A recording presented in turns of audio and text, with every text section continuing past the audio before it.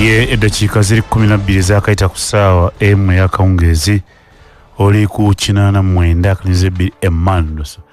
ddoboozi lya musajja wa Kabaka Medi Nsereko Ssebulirwa oyingidde naye ate era 2025 tukwagaliza omwaka omungi omulungi yonna gy'osinzira okuwuliriza mukulikeeyo nnyo mukulikeeyo nnyo mu nkuuka ayi bentu twadde basiimu lekeko eri ffe abantu bo twadde basiimu nnyo mukulikireyo ddala mwenna bazze okutuyoleza otwebazaako okukulika omwaka gwonna nze ng'omuntu ali musanyufu nnyo nti mwebale kujja mwebalire ddala nnyo mwebalire ddala nnyo kuba nti temwatuswaziza mwabadde mu bungi ne mujja mbeera basanyufu ne mwaniriza Kabaka waffe ffenna awamu mwebale nnyo mwebale ddala Nsereko Medi ne 2025 erinnya lyange programu esoose mu mwaka 2025 nakuzoma ziri 2 omwezi ogw'olubereberye 2025 buliba buti mwaka ogujja nga campaign ziwedde tulonda 14 semjo 14 January February nganya aliba kulondera mu February electoral commission yesalawo olunaku yawo February yawo rudawo lijjo kubeera olera mu lega dega fulumanti kuliro ebyokulonda bamukyusizza ne waleeta omupya ng'ajja kumbukirwa Saida Bumba niyo omwezi wa president Faruk Kirunda agenti tebiriyo mulimba tebiriyo Ndekika 14 mukkirizeemu abambanyi bakulu abaliwo tugenda kutembeeta ensonga ja kubanga nkola biki tugenda okusemunyawoza kwatuliza sebo abawuliza CBS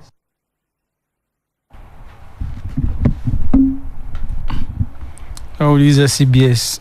basebo ne banyawo assalamu alaikum wa rahmatullahi wa barakatuh maramusiza mu linnya lya Mukama Katonda w'ekitiibwa Medi nsonyiwa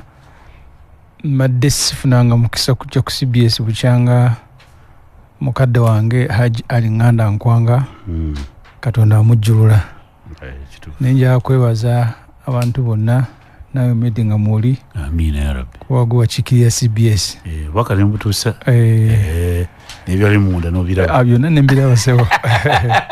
sagala awabika soza gaisere waka wabutusa bulungi byonna byali mupasa mwami nsero mwami semujuti yabyogedde yatuuka bulungi sebo byatuuka tubebaza mwenna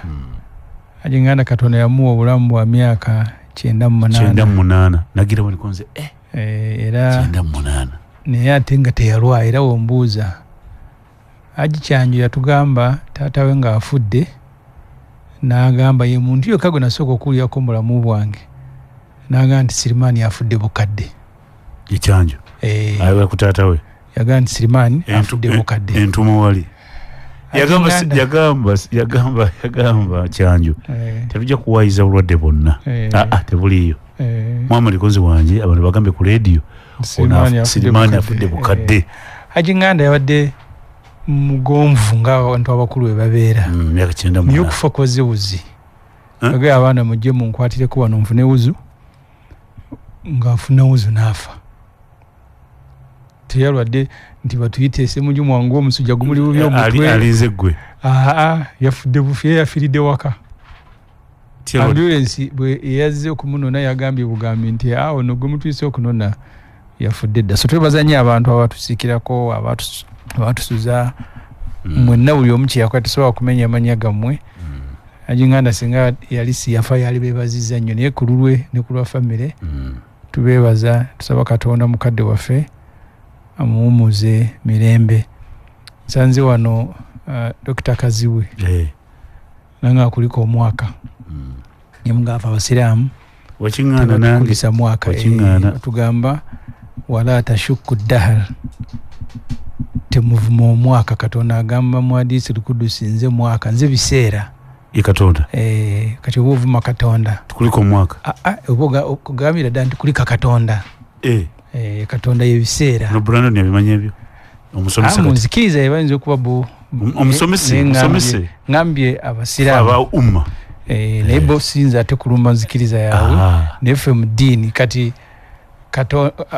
Haji Nganda Dr. Kazibagamba kuliko omwaka nemugamba nti omuzemoti nemugamba nti abasiraamu tebatukulisa mwaka bagamba batya oyinza okugamba nti twebaza Katonda yabayisiza mwaka guno tusaba n'omuntu individual mugamba otya Mwebaze. Nsereko kuliko amugende twebaza Katonda akuyisiza akuwadde obulamu n'akuyisa mu mwaka guno ng'okyali mulamu. Ekyo si kibi. Eno ga nti kulika oba olumba Katonda. Kulika Katonda. Kati nze aginganda abaali bangako kulika 2023 mu 2024 mu yafiiridde. So abadde ekibuli nga mulangira ajja tusalaka kungulu salaka kungulu namusisi tumusabira afudde kati gwe mulangira oba wamukulisa omwaka mberedde mulungi naffe kinoomu twamuzise namasumbi naffe kinoomu kati nze guno mwaka naweza emyaka 5 mu gumu onsingako 3 nziri musajja mukulu pakati Katonda simanyi gye yampa naye buli lunaku olukya osemberera entaanayo obuwangazi bwe bukendeera buli lunaku olukya ate Katonda nanga ine eddagala lindabirira asobola okuwa notisi eddagala abantu zimanyi omuzannyo kasiri eggwanga yalina abakuumi bali bweru bamuwe security nakasero bamujjanjabe gye babasanga newanga nti gwe mukuuma afudde ekyo kyakwewunyisa ne Museveni bwe gujja okuba ndiki nga bababikira abakuumi be babikira Brandon no bawulira ku radio nga ffe ngamba bakuumi bano bakuwulirira ku radio nga wagandi Museveni Yoweri Kaguta Tibuhabulwa Katonda amujje mu bulamu bw'ensi amasasi gavugaawo ate gavuga gakole ki abatera kyataasa era kyovola kati Brandon munyambanga ekirungi muyinza okujjanga n'okuzika kuwedde naye eyo okudda ku ntaana mbutukuba amasasi kwemoola kati amasasi gakulemye okukuma ku nsi gagende gakukume wa Katonda Kasire gonga ali mu kudwaliro nakasero namusangayo nsokumulanga emmotoka tuddemu n'embwaye naye ng'ebweru esigala abaserikale babiri abamukuuma n'agenda munda bamujjanjaba afante bano bakuuma babali eyo nga babagamba nti Mungu omutima gutuse ali mauti nti bamututte dda kati abakuumi bakola ki singa timba mukino ekyokola kyemukuma nanyini wakyakitutte Mungu bw'atyo ebyakatonda bwe bityo era omuntu aba abimanyi teyeeraata yeepanka kitono ebyakatonda bimanyi yeepanka kitono niyo natwisako obugombi ne bayita eno ne bate butamanya gamalala g'ensi Mungu agakakanya babasanga bweru gwe kandi bapulezidenti bafa ndwabo bawulira bapulezidenti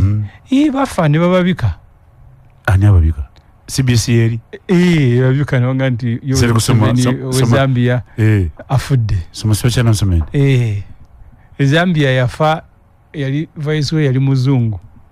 bamusanga wakati yamanyira byakajanja nagamba mbuzize emirembe motoka zineetolodde abasirikale njagenda gula nnyanya mu katale nomuga gwe president ayagenda gula nnyanya banda yafiira mu office Kamuzu ne mu office banda Kamuzu yogwanga mala ne mu office bafiiramu kati enzi kitwala emitotya kubera na buntu bulamu kabaka yatugambye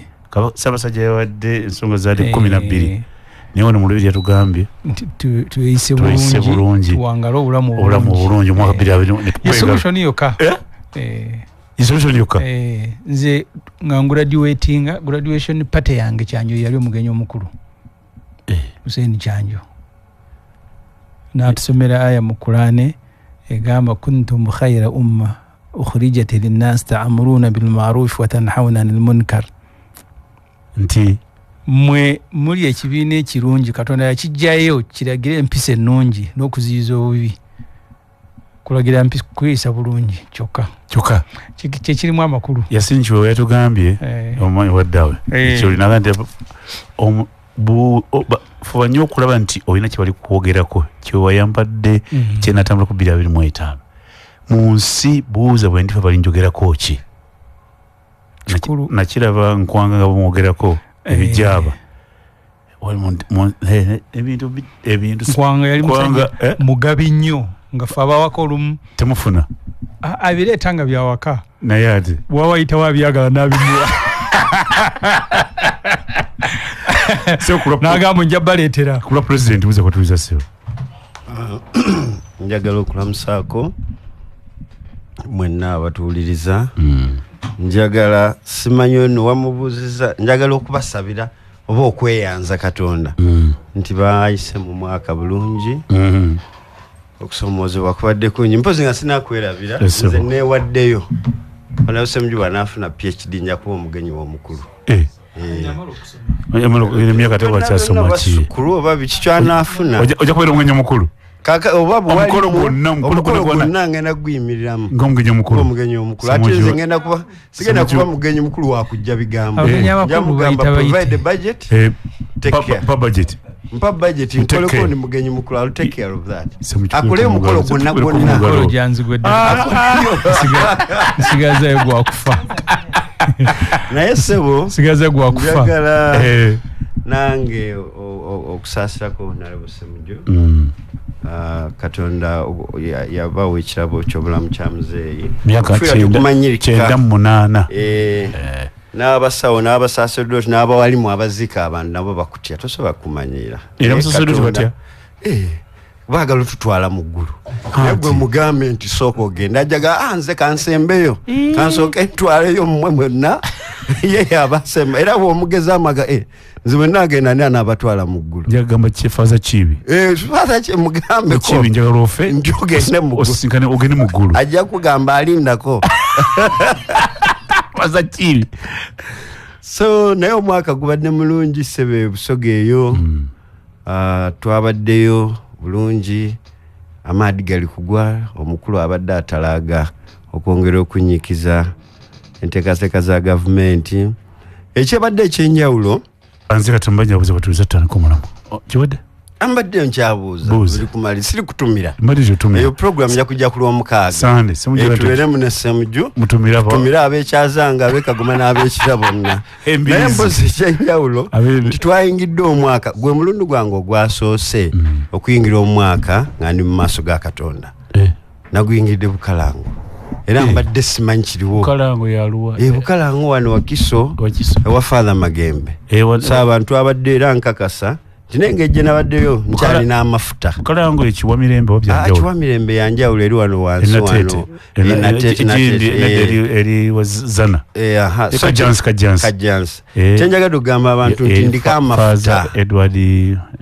ndika amafuta mangi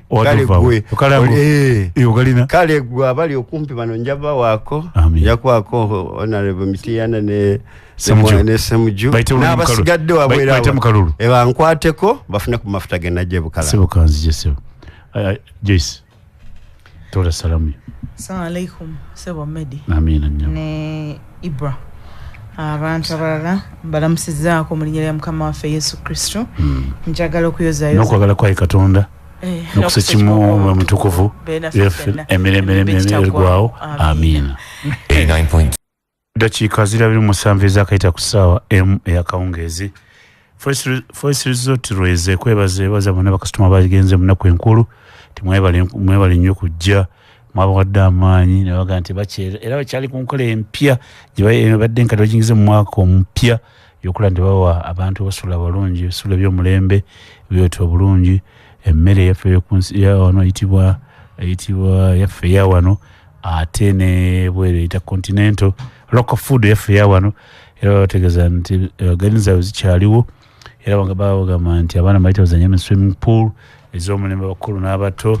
bategeeza nti bakyali mu kifo kimu ku kifo ekiyitibwa oluguudo bayita Entebbe Road Lweza nga n'okuta ku mafuta ga gaazi ku mukono ogwa ddyo ojja okulaba oluguudo olukutuusa wagguluko Forest Resort Lweza obuze ng'owakira ku ssimu 0708 52 1995 0778 3 ekibiina ky'olulimi Oluganda kibuuza kikubuuza nti gwe omuzadde weebuuza onosomeseza omwana wo osoma olujja okuva ku primary paka ku university kyokuddamu jangu Mengo Senior School guno omwezi gutulimu gwa January okuvanga 10-12 ogenda kubeera okuwolesa kw'amasomero omwana wo agasomera mu ekereziya gajja kubeera amasomo ga ekereziya oyagala g'abasiraamu agafa g'abasiraamu nago gajja kuwolesa g'abakristaano gajja kubeerawo ba advent nago gajja kubeerawo bakutegeeza ekibiina ky'olulimi Oluganda kikutegeeza jangu mu mweso gw'amasomero gano ojja kulunda mu ssomero omwana wo gy'anaasomera bakutegeeza batadde mu lusiisiro lw'ebyobulamu bagenda kukebera amannya gakuluma ku bwereere n'endwadde endala nnyingi ku bwereere. Mengo Senior School egy'okuwera okwolesa kw'amasomero ntakuzi mwezi nga 10 omwezi gwe tuli mpaka nga 12 jangu oba otangata wali kiganyi ekikutabudde ng'okuba awandiisa yono nti wayinjaga kujja kuwolesa mujje muwolesa abamasomero jjo muwolese kyekikulu ky'ekirango kino gwayagala omwana we gy'anaasoma jangu olwo n'essomero gy'onoosomeseza bakulu ne school fees onoosasula. Omutesitesi ali ku 079 24 94 okumanya ebisingawo. Rainbow Nursery and Primary School abazadde mwena mutegeeze tubaniza ku Rainbow Corner Nursery and Primary School somero liri Zana Bunnamwaya ku luguudo lw'Entebbe nga bano baatiikirivu nnyo mu kufumbula ebipya buli lunaku olukya. Rainbow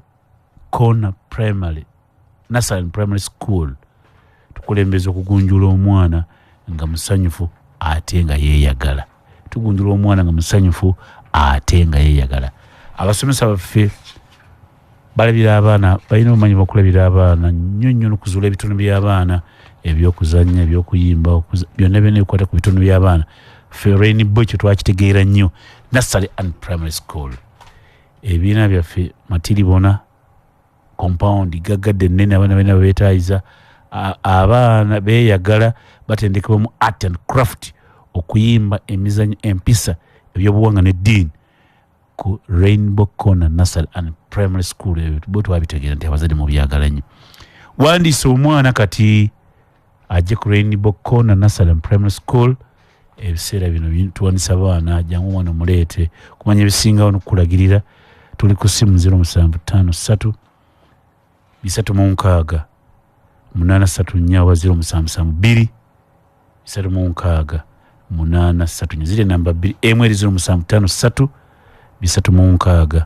834 endala eri 0772 336 834. Leeta omwana wo kati agunjule ku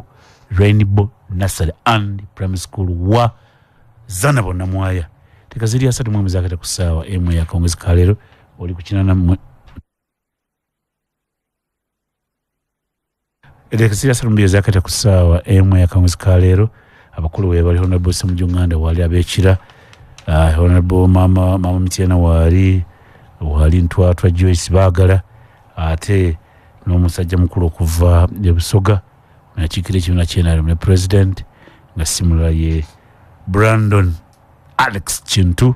era nga bonna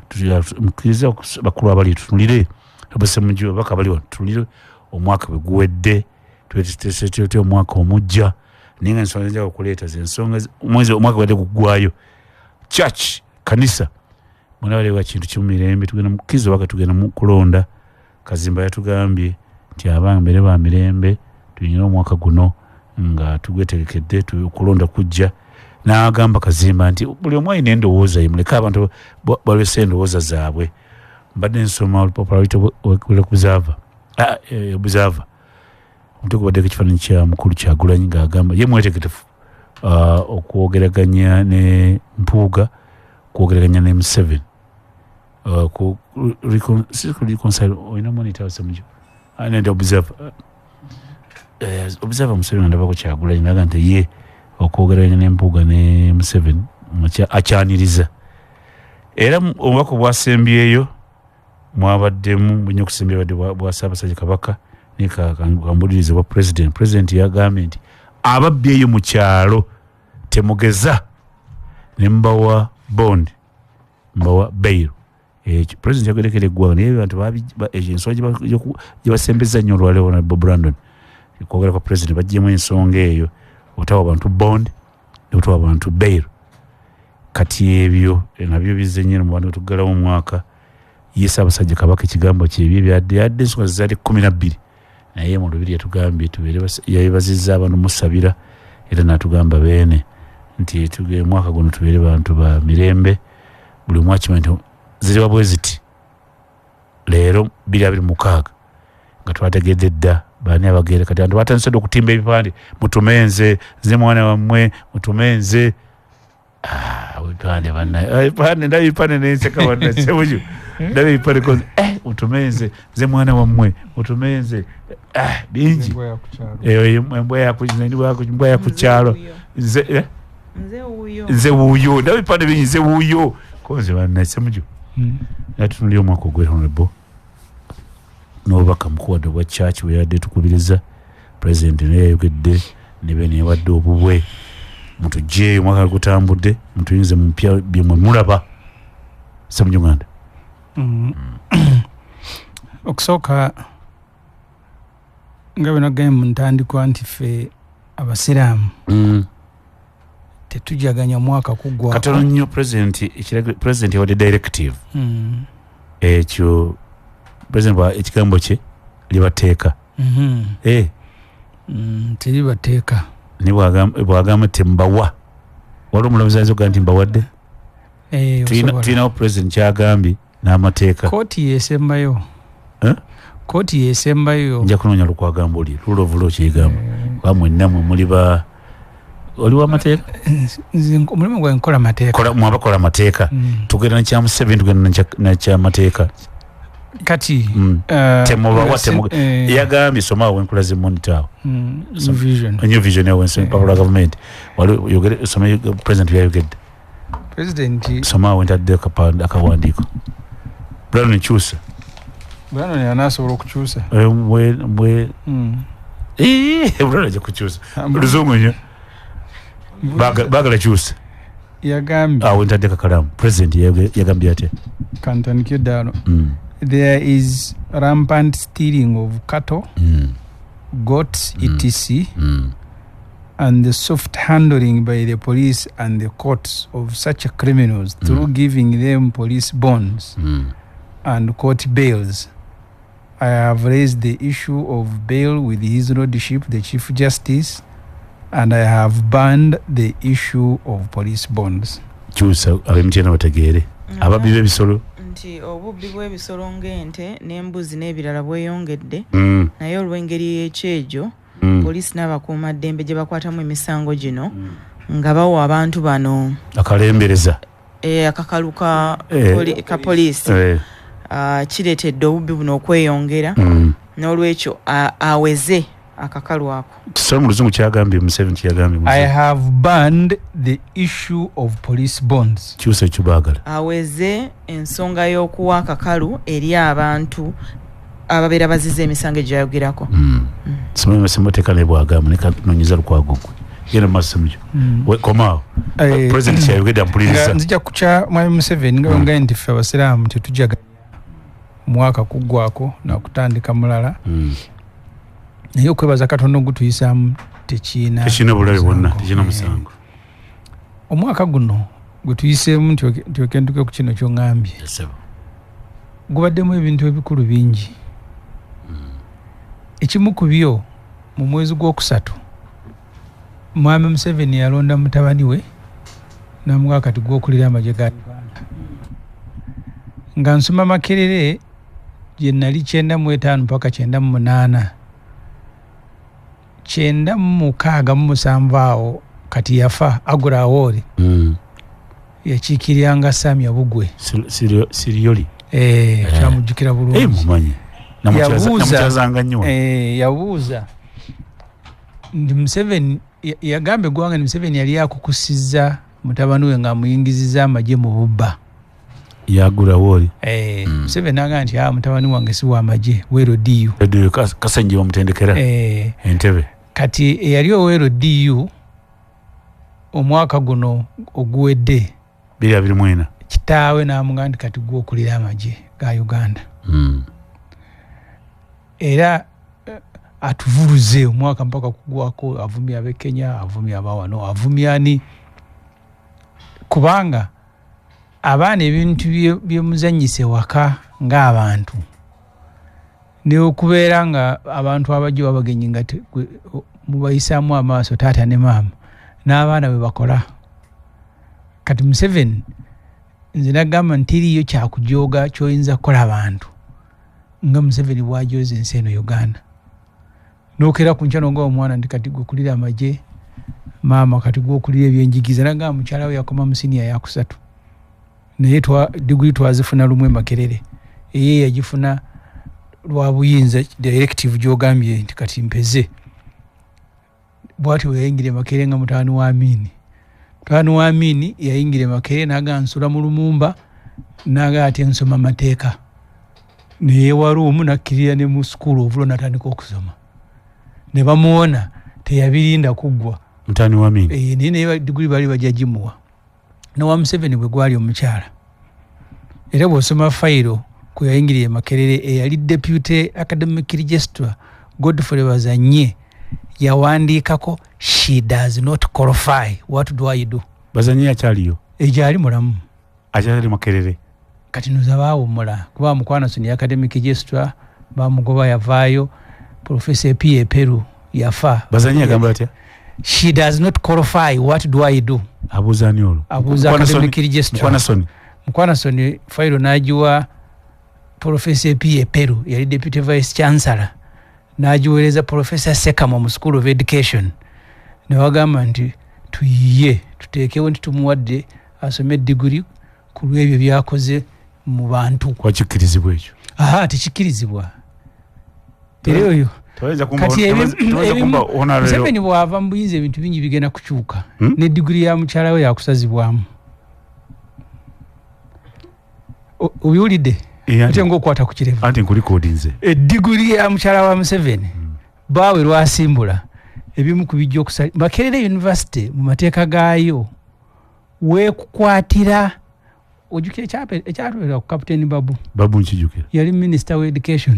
ne basazaamu degree naye nga yabakulira akulira ministry ne bamuga degree wagifuna mu bukyamu cwa ne bagisazaamu kati zino zakusazaamu zino yakatanga yemukuzo kasita Katonda ensagita kakati nkujje nega nti omwaka guno Museveni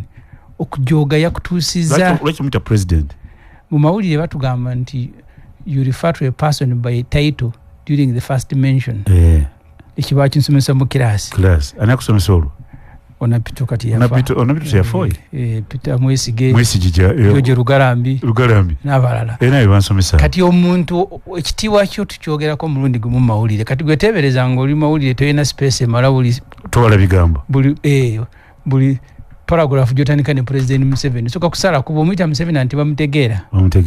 kya mawulire mu abatali ba mawulire mumuyite his excellence nze ndi wa mawulire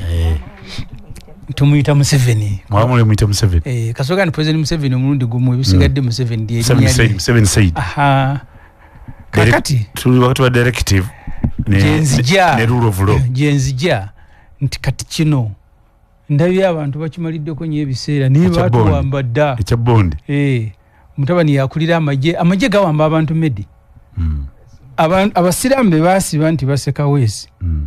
abamu bamaze emyaka eneeyo mu magye mu go down gye babasibira tebavangayo n'abadde ne secretary general w'ekibiina kya Joyce Baaga Rubongoya naga abasibe bonna be bagenda okulambula babagamba nti amakomera gajjudde basiraamu naga Museveni tayagala basiraamu Rubongoya yayogera kati nze kiri nkimaze nengatako ekyanga kati gweyogera Museveni tayagala basiraamu abawalana si Rubongoya kati Rubongoya yagambye nti abasibe bamugambye bulina gye babasibidde abanoobu basiraamu be basingayo obungi so kakati tuli ku basibe Museveni yagambye nti bwe mubasiba obwekyusizo naye empisa eyo okulaga nti abali mu magye bo bamazeeyo ena tebamanyi na biri ku nsi gye babasibya teri ttaala abaana bavayo ng'amaaso gafudde kati bino ebya bondi ndabye abantu beesansa akalembereza bino biruma naye ekisinga okuluma kyekikulu bwe bumenyi bw'amateeka kubanga constitution ya Uganda egamba anti kati awe noonyawo ekikamu kya president kiba kiragiro nti omuntu talina kusibibwa poliisi kusukka ssaawa 48 zennaku ezi 2 kati poliisi wali yeetaaga bondi yaayo bw'eba kutte ekinene ennyo constitution egigamba talina kusukka naku ezi ng'ekutadde kati tukwate kya president kya poliisi Museveni mumenyi w'amateeka ne constitution tekkiriza kumusiba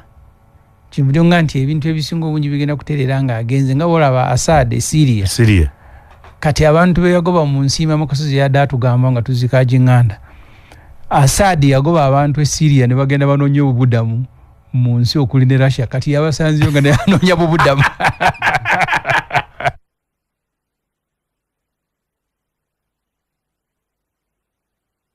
Edakiika zino ziri 14 tukomye ku mpewo. St Mary's School omuzadde essomero lino gy'osaanye okutwala omwana wo nga n'abasomesa baayo basomesa batendeke bulungi.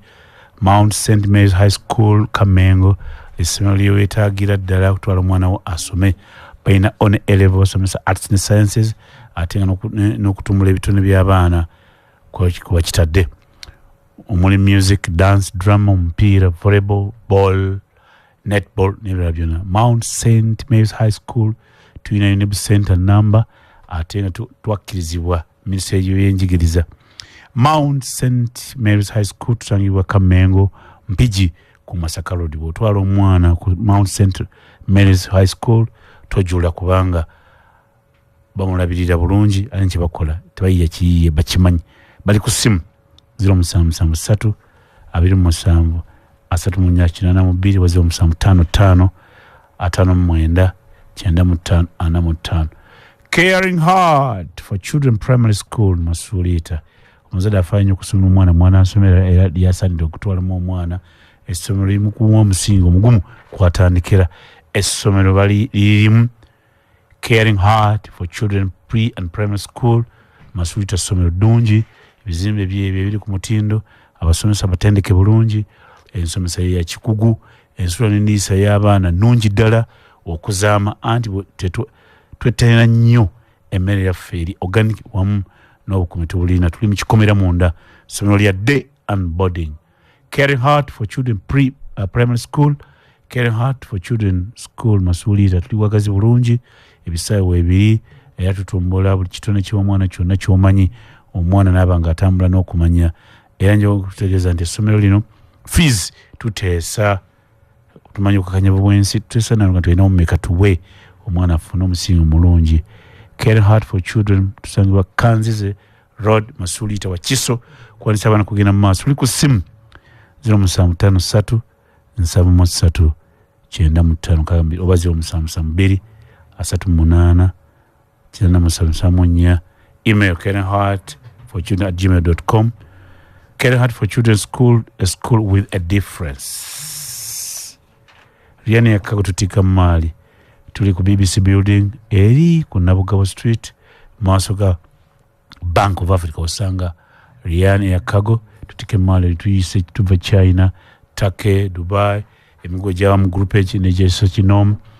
tukuguliza ebintu okuva mu katale China, tukunyeza akatale konogulamu ebintu, tukutambuza kuva ku kisaawe tukutwala ku hoteli, tukujja kuza ku kisaawe, tulina vono Oluganda mu China, tukufuna invitation letter, tusobola kufuna visa. Feva Twitter Riani Yakago tugeze kutojja kujusa. Tuli ku BBC building wa eri wansi ku Nago Street kizimbe room number maker 12 maaso ga Bank of Africa jo tusanga. Tuli ku simu 0700 152 33 obaze omusamu kaka 2 musamwenda 883 kubagiza abanafa afunye obuzibu kwa Rwa Park ku nyumba kuwa ekizimbe kikutte omuliro tubasaasidde nnyo mu kibuga Kampala. Mukulu Bosco Muwonge kibi nnyo fiire ennyumba yo bwetyo ennyumba hoteli yavuddemu ekiwatsi bwa kinkikwata wansi banafuna obuzibu kitalo nnyo banafa abali mu kibuga tuli wamu namwe. Ona bisamuju tunoolidde kwogera omwaka gubadde gutambula kwogera kwa kulembeza tuyingiza mu mwaka era nga wadde ne tuwadde mu directive ya president kitwafunyemu nnyo abantu ba bulijjo omuntu wa kalembereza akabondi wakabeiro president yabyogedde nga asinzira kuba bibe bisoleje yabadde na police ugayevu bwayo mukolagana n'abantu mbawa bondi ne beiro ekyo yawadde directive konse mu kinya rule of law netubera nawe bwera kwa president kigambo kye mu Uganda teriyo musango tena kibonerezo kituufu okubba embuzi mu mateeka mu penal code okubba ebisolo Museveni kyadayina okulagira Chief Justice nti ayogedde naye agambye mawulire awo yadayina kulagira police eyanguye nnyo okunoonyereza ekwata omuntu bamutwale mu kkooti ne kkooti eyanguye okumuwozesa kyaddaino kola kati ekyo Museveni akiranga kikulu naye mabegakaawo yali Andrew Mwenda nga ngamba nti emisango egiri mu commercial court egy'ebyensimbi gisibye trillion bazirimeka Brandon trillion ndowooza ziri eyo nga oba mu 5 sikyajjukira ng'ebyobugagga abantu abakayanira ebizimbe abakayanira contract nga sente ezitasobola kutambula kuba sente z'eggwanga zibeera wamu kyovola mu America kawabeere wano omuntu bizinensi eyo yekusibya ng'ogitambuzizza bubi eyiyo kyova ogitwala n'ogiwandiisa mu gavumenti kubanga sente zonna ezikozesebwa zaawamu zaffe ffenna katulukire watono jeno atunyonyolera ekyo kati kyengamba ni Museveni ye byatwalanga ebikulu kati abikeyo gye yalidde Christmas lwakitula ndowooza ab'okukyalo bamugende batubidde embuzi ng'alina okusalawo okubalaga nga nti nakuwadde ndi wakukyalo nenze nkulembera Uganda kakati kwe kulangirira nti kati abba embuzi temumuwa bondi ninga si kikulu nnyo eri Uganda kikulu eri abantu abalunda embuzi nze ngenze mu byalo waffe gye nzalibwa abantu basula n'embuzi enjuba zimenya naye sente ziri mu commercial court ezisibye business mu Uganda okusasula kw'abantu mpitirivu ezo tazigambira ko temuwa bondi temukola kiri wakiwanuka tuyamba ate kati atone jeno kati kiwanuka kiryowa muzinyi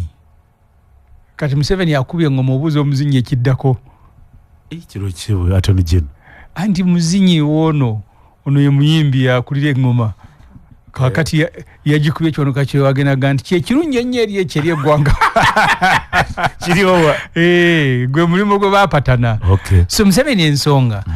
ey'obubbi bw'ebisolo nkulu n'ebirime n'ebintu ebirala nze ku kyalo gye banzaala gye wazza ebijaaba newake waffe emisana babba amatooke naye ebyo bikola ng'otaddewo obukuumi kubanga ababbi be batwala boogera nti babawa bondi gwe weetaaga kubuuza ku buli kyalo gye babba embuzi mu mwaka mwakuttemu ababbi bameka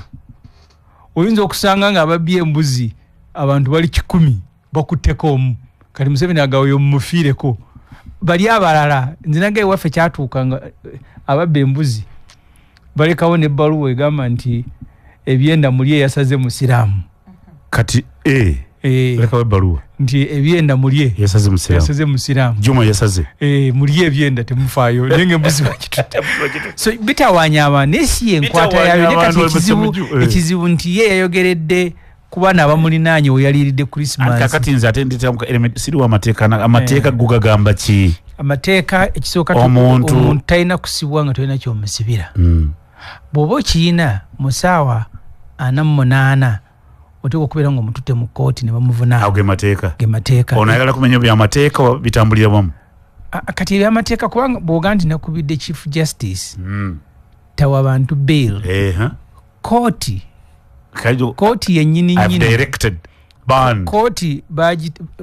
waliwo abaawaaba nti okuwa bail is a right wadogaja okubuuza Lord Mayor kooti nenga nti okuwa bail is discretional omulamuzi asobola okukkiriza bakweyimirire oba okusinziira nga ye byaba alabye ekiba kya naye Chief Justice yali yawaako n'ekiwandiiko ekinaalungamya abalamuzi anti ono yamuwandiikidde kati ono ayagala kuvuruga ate Museveni ne Katonda wa buyinza Museveni ebintu byakola wa kamera abikola nnyo okwagala omula bwe baali bakwata MP munaffe akamba nga bamukwata ku kooti akamba ye ng'omuntu mwagala naye enkwata nagisanyukira ffe bwe badde bagikwatanga bano babulano yabaga nti beenaaremu kinabadde mugambo kati akamba weewaabwe bamuyolanga mubbi wa nkoko ku kooti kati naye nzogambo naye weenaaremu bamuyolanga mubbi wa nkoko ne bamuyuza ne bakuba omutwe nze lumu baali bankwatira ewaka nga nkyalemeddeko omupoliisi omu alina gweyita n'agamba ankuba omutwe nga balinawo expert yakuba omutwe n'oyingira mu motoka kati bali babakwata drama yaliwo nga bakwata akamba ngoyinzo gamba nti bakufira mukomera era abantu abangu okulukusa amaziga ne bakulukusa akamba yavayo da n'omusago wali omuvuna nti kugenda nga maaso nga bamukwata n'amaanyi kati kyengeri Museveni wa kamera bwagitunulamu bwati naye ajogereramu na malala ebyayogeddwa ngomaliza anti ngandi kati byayogedde bino byonna mulimu ebya kamera ng'amanyi bulungi tebijja kukola kubanga Museveni abantu banyiigire nnyo lwaki abo ababbi b'embuzi tabatwala mu koto masho gye yatutte Besigye etali kusaba bbeeyo byebyo bikwatagana andi gwayagala gujja kutwala yagamba nga bakutte ababba amabaati ba minisita be n'agamba eyo subversion musango gwa kulya mu nsirukwe ninda abatwale mu koto masho teyatwalayo n'omunwe ogyo jaggwa kati bino yadde ayogera bya kamera abantu ku kyalo mulidde ne pulezidenti mulidde ne pulezidenti ekyemisana ne mugembuzi zaffe bazibba abataka kawungezi n'alangirira buli yabba embuzi tebamuwa bondi endulu ne zivuga ku kyalo ebyo byawedde ate okwogera kwabalala okwogerako ki Ssaabasajja Kabaka mu point ze yatugamba yagamba mulonde abantu abana mulonde ekitiibwa Joyce owulira mulonde abantu abana mulondo lwaki okemekeza Joyce wangi lwaki okemekeza Joyce nedda nkomekereza kubanga nange ndi mulonze ate nange bannonda era mutuufu era obubaka obwo nabwongeddeyo ku Twitter handle yange ne bwe nabadde mu kkanisa ennamukozi abantu nabo bongedde nejjo nabadde busunju ne mbubongedde mulonde abantu abawana mulondo ekitiibwa ekyo kikutte bulungi ekyo kikulu ensozi zonna zonse 12 nazisomye kuba kinkwatako waliwo mwana myadamu buze wa mawulire ne muga Uganda ne gyolaba teyaliwo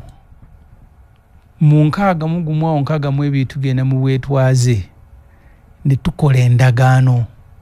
eteekawo Uganda abasoga ne bagiyingira n'abalala nga Uganda eno tuleka okugibaamu n'omugabo buli kitundu ekyateeka ettafaali mu kugizimba kati Museveni yagituggyako omugabo gyonna n'atwala n'abantu batuwaako buwe n'okulya nti eno ttiimu egenze wasale eno egenze wagundi kati abantu baawano singa bakimanyi ekyo baali badde bamanyi nti buli kyokola Buganda ate gwenyini gwoba weekosa obanga muntu yeekubye own goal Ssaabasajja tulungamiza obanga muntu yeekubye own goal bwebyo bya mupiira eba enywedde naye bw'ojjaganya oba musiru own goal naye eba enywedde lifi lyagibala wadde nga bwegitebe kati bw'oteeba mu goolo oyo ne bagibala n'ojjaganyako omanyire omuntu bwe mubeera nga bwe mube eddwaliro ly'emitwe liri kumpi owulira omuntu weyeekuba own goal n'ajaganya nti kasita enywedde bwe libeera eddwaliro ly'emitwe nga liri kumpi oyo medi tolinda nga ambulance oba omutwalira ku booda twala magwaya obeera magwaya kawekuba own goal n'ojaganya nti kasita enywedde ne bakulengera nga wandika emikono magwaya omuntu alomba namulondo abeera yeekubye own goal bw'aba wa kitundu kirala sifaayo naye wano mu Buganda bw'omusanga ajaganya nkugambye bw'oba waliwo eddwaliro ly'emitwe okumpi tolinda ambulance funa booda kw'oba omutwalira yalagidde tulonde abantu abawana mulonde ekitiibwa ekyo kitegeddemu ki abawa ensi yaabwe ekitiibwa ensi eno nkugambye nti tulina omugabo baakututwalako butwazi tuli mu kugulwanira naye kati abamu ku bannaffe abatakimanyi omusanga alumba namulondo n'akunga n'abagoberezi b'abayino babali bameka abantu abo Kabaka ebigambo byetaaga kuvunula naye manyi bonna baabifunye saaka tuvuna ebigambo bya beene bonna manyi ekyo bakimbulira gye baabiwumbye birowoozo kubya beene baabiwulidde nolwekyo ne Kamala byonna ebirambulula dde so nolwekyo obubaka bwa Ssaabasajja nabuwulidde obw'abakulu b'amadiini Kazimba babuwulidde mbuwuliriza n'obwabala abadde babuwa twatandikidde wadde webase tumaze ate obwasinze n'okwogerako otusinze okwogerako so kati so nze omwaka ngumazeeko ng'omuntu nkugambye kitange mwagendedde Dr. retired eyajanjabanga Museveni ne mukyala we Kizza Besigye ali Luzira Christmas yagiridde Luzira nakuzo nga 7 akomawo era abawagizi bonna n'abawagale eddembe mu Uganda tugende makindye omwezi omulundi gwakubiri Kizza Besigye Christmas agira mukomera musajja oyo kugamba omusaasiro olumu ne bikutabula nali emabega kayo naku ntonotono makage kasangati mukyala yawiri n'agamba nti kati Christmas ngenda giria bwomu wano mukati wali ati yatubulya wana agiria ni agamba ngenda giria bwomu agiria mukati wa ku lubalaza wali ebimuli awo soka genda Luzira nga asaba bamukirize atwalire Besigye mmere bali bamwe tojja kujja n'abagala kino tekibanga oniri Christmas gye mwamusibira walina namuleetera emmere kati kyekikyuse directive eddakiika ziri 2 ezakayita ku ssaawa 2 Joyce baagala ntwatwa okugera kwa kulembeza ab'enjawulo naye obwakabaka butubulike abantu babuwulidde ate Katikkiro yabutunyonyedde bulungi bano abalabu musobola okubaako kimwogera oba kazimba n'ekikulu kyabina kibadde kya bond kibadde kinkuttako ennyo Joyce olina abantu ababbi b'ebisolo simujalageza kunjawula wakati wa directive baffe tubali tukimanyi nti kigambo kya president kiba kiragiro era temugeza era mbadde nsoma New Vision nalabye monitor waliwo omusajja bambi aliko mpingu nga nabagamba kati amakomera gajjudde byadde bingi ebyetolodde ku nsonga gwe ndabayo ebintu baagala ntwatu ekisooka Medi saagala omubube tuli ku radio ya Ssaabasajja kyenyinza okukkiriza nti obutabulambulula kubanga Katikkiro yakikoze ekyokulambula obubaka naye Ssaabasajja tumweyanza obubaka bwatutuuseeko ffe ng'abantu be era ne tubuwuliriza era tubwefumintirizaako wano njagala okusabira buli muntu yenna mu Buganda ne mu Uganda okwongera okusoma obubaka obwo kubanga bwali mu buwandiike era ne buteekebwa ku mitimbagano buli lw'owulira nga ogiringa aseeseetuka ng'oddamu ng'osomamu nga weefumintiriza buli lw'owulira ng'olinga aseeseetuka ng'oddamu ng'osomamu nga weefumintiriza ng'odda ku mulamwa n'olwekyo Ssaabasajja tumweyanzanya ate n'okwongera okumusabira twasanyuse nnyo nnyini ddala ng'ennaku z'omwezi 31 Ssaabasajja nga gulawo omwaka guno omupya twabadde naye ne tumulabako era n'atugamba nti ayongedde okulongooka mu mbeera ey'obulamu kyonna kirungi nnyo natwebazanga abantu musabira ekituufu bali kunsabira era twongere essaala ezo abantu babadde basanyufu nnyo mu nkuuka Medi nammwe mwe bali kutegeka enkuuka yatambudde bulungi kakati ku nsonga eya president byayogedde abavuzi badde bangi kya president jeyo kya bond abogezi abasinga okwogera abasinga boogera ku bumu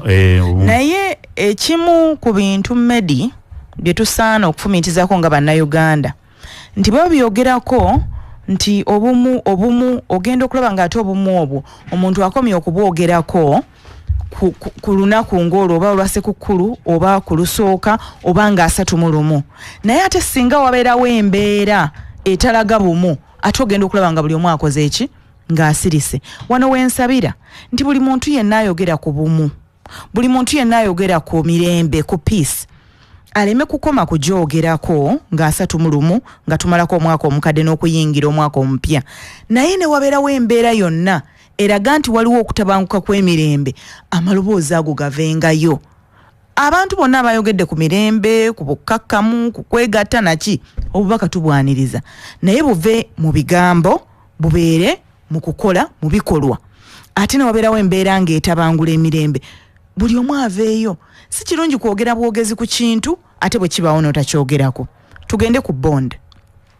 ku nsonga ya bondi ne Museveni okugamba ne bail nti abiweze ekyo tekiri mu maanyi ge kituufu mu kiseera kino yakyafuga eggwanga lino naye eggwanga era lirina ssemateeka ndowooza nti nno naye mwennyini akimanyi nti ssemateeka waali naye bw'aba awulira nga ddala ekyo kye yandyagadde yantegedde nti bannayuganda nabo balina stake mu ssemateeka oyo olw'okuba nti bannayuganda balina stake mu ssemateeka oyo nga Ssemujju owulidde agamba nti ssemateeka akugamba nti omuntu osobola mumusiba n'oyisaawo essaawa 48 nga tomututte mu mbuga z'amateeka bwe ziba nga ziyiseewo kitegeeza muwaka kalu akole ki agende ekyokubiri omujjuzo oguli mu makomera nagwo tegusobozesa buli muntu bw'omuteekayo abantu bangi abakwatibwa ku misango egy'enjawulo ekisooka emisango tegifaanagana medi era tegyenkana kyovolanga n'ebibonerezo byagyo nabyo tebyenkana kyovola ne kooti mwe bawoleza nazo tezifaanagana nazo zaki za njawulo kitegeeza nti waliwo emisango gy'osobola okukkiriza gibeereko bail yensonga lwaki waliwo emisango egyateekebwawo nga gino jjo omuntu bamuwa bond gino jjo omuntu bamuwa bail waliwo emirala egitaweebwa olw'obuzito bwagyo naye n'obungi bw'abantu mu makomera nti bweyongedde nnyo tewali nsonga lwaki wandyongedde omujjuzo mu makomera ate nga waliwo emisango gy'osobola okuwozesa ng'omuntu ava bweru ekirala omuntu kati nga Medi Nsereko kibi kigwana wala saagala bakusibe oba bakukwate naye singa omuntu aba akutte Medi omanyiddwa wookola wamanyiddwa gy'osula wamanyiddwa oli muntu mumanyifu mu ggwanga kitegeeza abakwetaaga asobola okufuna obudde bw'abaakola ki osobola okweripootinga tewali nsonga lwaki oweebwa bond naye nekisembera ddala ku nsonga eyo tewali kubiwera kwabyo naye kyasobola okukola kyekino kiruwa nti walaba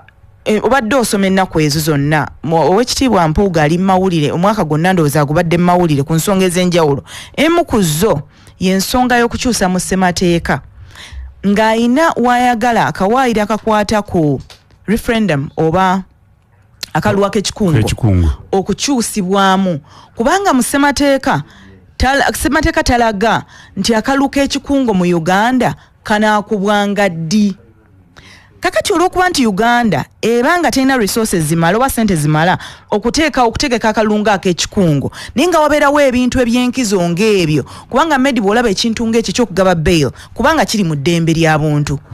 kitegeeza nti Mwami Museveni bw'awulira akyagala nnyo akyebuuze ku bannayuganda atya mu kaluwa k'ekikungo oli ajja kugamba naye sente zinaavaawa ezitegeka akalu k'ekikungo ekirungi tugenda mu kaluwa ka bonna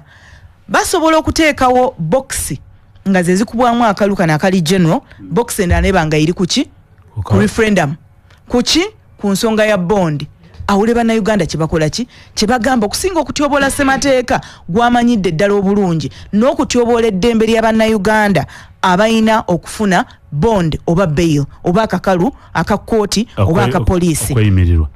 owozenga ova bweru okweyimirirwa owozenga ova bweru oba oripotinga ng'ova bweru kubanga biri bibiri bail kuwoza ng'ova bweru bond kweripotinga ng'ova bweru kitegeeza nti ekyo singa kinaaba kikoleddwa kyovola nti bannayuganda twetaaga nnyo okufumintiriza bwe tubanga twagala Uganda erongooka Uganda ennungi ffenna gye tusobola okukoleramu oba okubeeramu nga tweyagaliramu mu mateeka ago kubanga kisobokera ddala singa ekyo kiba ate waliwo ne gundi endala era kyekimu mu kukyusa mateeka singa tugamba nti kakati eno poliisi eri national nti poliisi eri national tugijjewo tuteekewo regional police nti mu kitundu nga kino eno poliisi yekolayo baba basobolera ddala okukola ku misango mu bitundu ebyo naye n'ogamba nti Kampala nga bweri capital yo esigaze metropolitan police kitegeeza ey'ensonga naye ebeera ekolwako kubanga ayogera ku bunafu obw'abapoliisi okukwatamu emisango egy'enjawulo onyinene oba emitono yayogedde kubba naye singa mu bitundu singa wabeerayo regional police mu bitundu ebyo jjukira abapoliisi baayo babeera bava mu bitundu ebyo dakiika zino ziri 13 ezakayita ku ssaawa ebbiri tutunuulidde kwogera kwa bakulembeze abatali bamu ossa ne Ssaabasajja Kabaka yogeddeko eri Obuganda n'ensi yonna saako abakulu b'amadiini bonna bayogedde ku tutunudde mwaka 2020 tekyali kwebuzaabuza kampeyini zaatandika dda tumanyi nze wammwe nze wuuyo nze gundi Indian Institute of Health and Allied Sciences eyita abaana bonna abamaliza siniya ey'okuna ey'omukaga wamu n'abantu mwenna kujja okuwandiisa mu January intake mu masomo gano wammanga diploma mu nursing, midwifery, pharmacy, clinical medicine, medical laboratory technology, certificate mu midwifery, nursing, pharmacy, medical laboratory technology. Bagana laboratory zaabwe ziri ku mutindo ne lab zaabwe ziri ku mutindo. Tuyina omukago n'amalwaliro gano nga Butabika, kayunga n'amalala mangi abayizi gye bagenda ne beegezaamu mu bibasomye eno mu Indian Institute of Health Allied Science bamala okwegezaamu masomo malwaliro ago gamba nga butabika kayunga n'amalala mangi ano kabafuluma tusangibwa Luzira Kirombe Butabika Road okulina Royal Palm Estate. Esimu eri ya WhatsApp eri 0200 0200 99 WhatsApp oba 0742 93 64 Indian Institute of Health and Allied Sciences tusangibwa Luzira Kirombe Butabika Road okulina Royal Palm Estate. Yangu osome nursing midwife kutabula eddagala ku simu obuubuuza 07 2 93 64 VAT Gardens Hotel Zana kusuna road eri kutuusa ku Enyanama maaso ga Lifeline Hospital kyekifo kyogenda okumalako ennaku osanyuke mu byonna. Tulina accommodation rooms nsuufu nyonjo ngazi bulungi, tulina gym enaba instructor atendeka obulungi, tulina steam sauna na massage room, tulina akasayi kabaita TAF musobola okukozesa dduyiro n'obanga omubiri okumi bulungi. VAT Gardens Hotel Zana Nyanama erina restaurant efuma emmere eyako n'ekinansi empomu nga oluwombo ebunayirizibwa Continental. Akawungizo tulaka mu gardens n'osalako nayite ebyokunywa okusinzira ku bukambe bweweetaaga n'onyumirwa. Onoonya otegekera mikolo mbaga kwanjula graduation birthday baby showers meetings embaga n'ebirala byonna kati omaze okufuna ekifo kyo wagazi bulungi watwala emmotoka 15 namba parking ekifo bakita VAT Gardens Hotel Zana Nyanama Road maaso ga Lifeline Hospital kikafuko kakali ku mutindo kati akaliko manye bisinga ku besimu ziri 2 emweri 07 kinana mwemu kyenda mutano oba 075 mukaaga 22 nsanvu kyenda mwenu Jose bagala ntwatu. Medi mbadde nkyagamba nti ensonga eba Museveni gyayogeddeko nsonga nkulu nnyo mu Uganda. Nkugambye nti erimu ebintu bibiri, amateeka kubanga eri musemateeka n'eddembe ly'obuntu. Kitegeeza oba otyobola eddembe ly'obuntu naye era obeera omenya ne semateeka oba omuyisaamu olugaayo kubanga olwedde weekiri. Eyo nno y'ensonga lwaki waliwo ebintu proposals abantu beetaaga okulowoozaako oba ebiteesa abantu beetaaga okulowoozaako nti oba oliawo kyekiseera kyembadde nkunnyonnyola poliisi zibeere decentralized tubeere nga ziri ku regional level nti Medi ewammwe masuuliita babeera bamanyi nti gundi ne gundi wakiso mu recruitment babeera bakimanyi naye nga wano mu kitundu ekya Kampala bo basobola okusigaza Metropolitan Police nkola eyo kati olaba ne mawanga amalala nga kikolera ddala obumenyi bw'amateeka bukenderako naye ate n'enkwata y'emisango nayo esobola okulongooka kubanga alina waayogerera nti waliwo obunafu kakati tewali ngeri yonna Medi nga gwe mu poliisi oweewammwe bw'oyinza kufeiringa okukola ku musango gw'omanyidde ddala. Nanyini ensi eno n'agamba wanje president n'agamba nti gwa poliisi anenyigira mu kino bajja kuvunaana gwe omusango. Omwa poliisi okulemerera okukola bulungi ku fayiro y'omuntu kikyamu era abasaana akolweko naye ekyo tekitegeeza nti ate eddembe ly'omuntu okufuna bondi lirinyirirwe oba bail eddembe ly'obuntu n'amateeka nga bwenkugambye n'obuyinza bintu bibiri bisatu kati kakati oli alagidde anti kakati waliwo abakozesa obubi obuyinza eddembe ly'obuntu waliwo abakozesa obuyinza obubi. Eyo ensonga gye nkugambye nti bwe kubanga kuwuliziganya bannayuganda twandibadde tuwuliziganya oli bw'aleeta ekiteeso nti tukyuse tugende mu ssemateeka ewali akawaayiro akakwata ku referendum akawaayiro ako kakyusibwe tutegeere kubanga mu ssemateeka kati referendum act teriiko nti referendum enaabeerangawo bweruti tekiriiwo tewali bbanga ggere naye ng'ate ensonga nnyingi nnyo enkulu ezeetaaga ebibuuzo n'okuddibwamu bannayuganda bonna. Kitegereke nti bannayuganda bayimiriddewo ku nsonga eno. Ensonga eziriko kalumanywera oba omuzungu kyandigambye eziri controversial zeezo zennyini ezeetaaga okukubako referendum oba akalulwako ekikungo. Awo ffe abamu wetwagalira ssemateeka okukyuka nga mu referendum act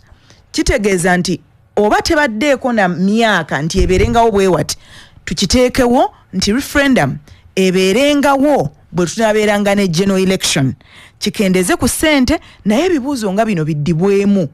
Eddoboozi lya buli bunnayuganda liwulirwe. Ekyo kijjawo okusika omuguwa ku nsonga ng'ezo kubanga guno si gwe mulundi ogusoose. Ebintu bino ebya bondi ne bail tebisoose kati ojjukira Medi mwa Museveni yabyogerako dda nti waliwo emisango egya naggomola egy'ebyobufuzi abantu basaana kuba waaki bail. Naye omuntu oba otyobodde eddembe lye. Ekirala omuntu oyinza ogaana omuwa bail naye ate omusanga agenda ogwoza nga tayina omukompasetinga otya. Ojjukira General Kale Kaihura bwe yali akyali IGP yafuba nnyo n'aperereza nnyo Parliament ng'ayagala eyongeze nayo ebbanga lino libagaba nti ennaku 2 oba essaawa 48 ng'ayagala zongereyo kugamba bazongezeemu omuntu asobole okutwala ekiseera kinene ekitabakwata mu mateeka. Naye Katonda ono nga bw'atali yanguzi tuba tuli awo nga General Kaihura aliwa nga bamukutte ng'ali Makindye mu barracks ng'alaaja na kufuna beyiro. Okitegeera? So ebintu ebimu bino byogerako obuyinza because kw'obwo obudde yalina obuyinza nga ye ssaabaduumizi wa poliisi. Obuyinza n'amateeka kati. Anti nkugamba nti oyina okukakasa nti obuyinza bwo obukozesa bulungi kubanga oyinza okulooza nti mu kiseera ekyo okozesa obuyinza bwo okutyoboola amateeka n'okutyoboola eddembe ly'obuntu naye n'otamanya nti naawe ssemateeka ono akugasa naawe eddembe ly'obuntu likugasa kubanga oyinza otuuka time nga gwe weetaaga embeera eyo ey'okuweebwa bondi. President wagwadde ayogerako Ssemujju ayogerako Assad wawa yabadde wa Syria naye yagenze mu ggwanga lya Russia yagobaganya abantu ne bafuna obutuuze obubudamu ne bagenda mu exile mu Russia baade bali awo nga naye atuuse si yekka baguze apartments 22 famire ya Assad era mukyala we yasoose mukyala we ava Bungereza ye yasooseeyo n'abaana b'omuwala n'omulenzi ne taata waabwe n'agoberera kakati ne bano extended family tujita batya abooluganda abako n'ab'emikwano nabo ne bagenda kusuula mwezi apartments 22 ze baaguze e Russia abala gye baagenda mu buwaŋŋanguse ku mulembe gwa Assad abantu badduka mu nsi ne bagenda mu buwaŋŋanguse mu ggwanga lya Russia babadde bali awo eyabayigganya famire ye yasoose mukyala we n'abaana nabo ne bagenda e Russia nabo n'omwami naye n'abatuukako. Ate ng'oseka osese Brandon onti ekimusesa ate okusookera ddala ebintu ebirabyo otya ggwe bond ani avunaanyizibwa ku bond komanda oba DPC oba OC akulira ekifo ekyo awo nyini omusibe aweebwa obuyinza okuwa omuntu bond awo mu kitundu kakati President Yoweri Kaguta Museveni Tibo Habulwa ye commander of all the forces, commander in chief wabonna bonna n'aba security ko n'abani abobusaale Arab boys bonna is the commander. Gwe ne bwegezaamu Medi n'okwata omugo n'ogamba okuuma gate kakati oba under his command.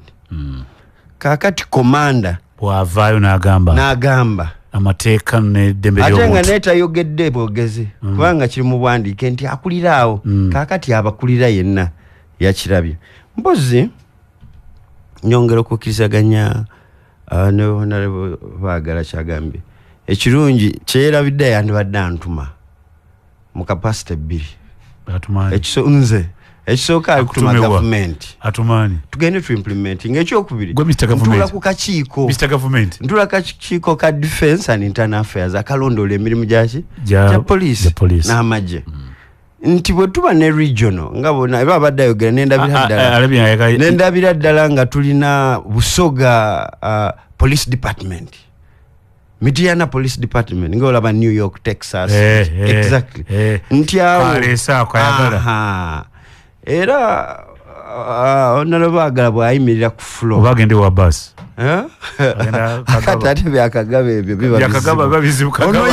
ye nankulu. Ono government. So bwayimirira n'ati negamba abanange tulongose mu Police Act. Tutondewo kino. Ekyo kisobola okwongera otuyamba. Bwe twali tulambula amakomera twakwasibwa ennaku ng'eriyo n'abamu nga katugeza obusanga obutono nti atono twali Fort Portal ng'eriyo ekkomera mulimu abaana b'emyaka 17 mulimu n'abasajja abatta ba myaka 68 mulimu omukadde nnyo mulimu abakyala balina abaana juzi wano eruzira twafunamu kensasa gen twali bannaffe abaali bakumibwawo so netufuna omukisa ogenda nnyo buli ssaawa nti n'oluusi kooti zino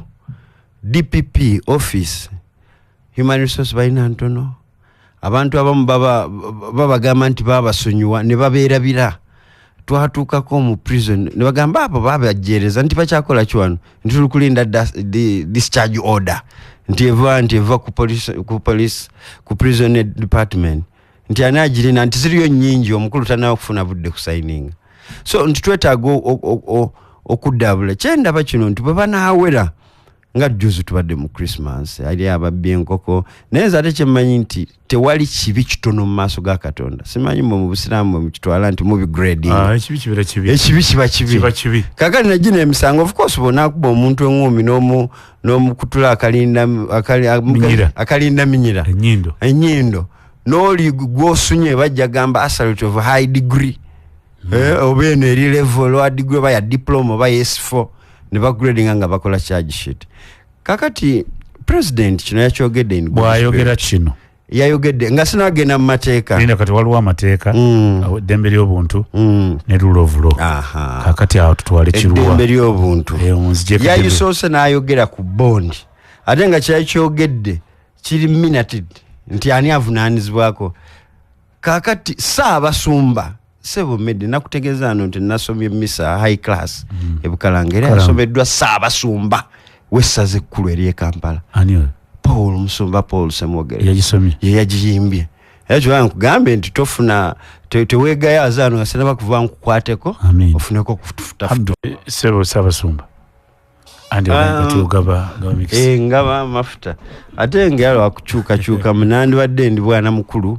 oba vika general naye tudembya fe byensi ebyensi naye ffenna tugabana ffe mu bwaffe mu Christianity tugabana ku busaaseredoti bwa Kristo naye emisango gino president okwogera bwati yayogedde mu mutima jukira is the CEO wa Uganda era yali accountable era eka yakuba ebiramo mu bitabiramo ebirayiro ebyokuuma nze gwe baagala ne welfare ye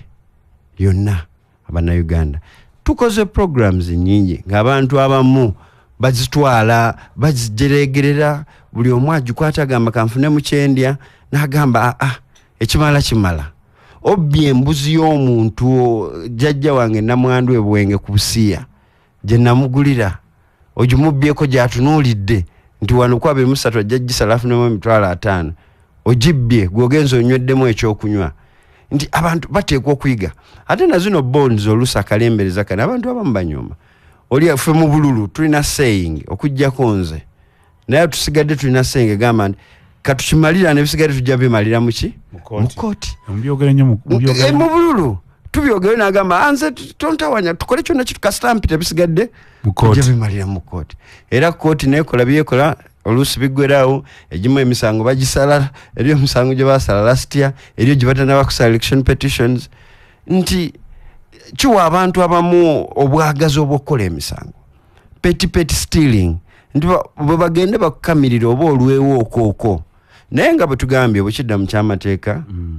siri munnamateeka rule of law kakati waliwo n'eddembe ly'obuntu ate netteeka ligamba essaawa 48 omuntu avaawo nadde ng'ate eriyo nti babamme ekitegeeza ekyo kidda ate yayogedde commander in chief ye commander of all CEO yagaba bonds yawa kubana obuvunaanyizibwa abagaba bonds abaganye kuva waggulu abagambye semateeka naye kaakati ono Ssemujju kyagambye nti awo nno yakoze statement ne tumanyi kyekiddako tulina Anthony General ayinza ogamba nti awo waaye kaakati kyetuba tukola ayinza ogamba nti kaakati omukulu yategeezezza nti bano babakwata quicken the process mubatwale mu kooti ona Ssemujju akyogedda quicken the process kisoboka kakati gwobo kiringa ebyakyeke bwoba omuntu kyeke ne bouncing tewetaagako bujulizi it's already a criminal case kiwedde bagiteekako wali genda wali basanctioning oyimirire bakusindika either mu civil prison oba bakulagire osasule kakati tuba tukutte n'enkoko ng'ebadde emaamira ne tukuterako n'amagi gaayo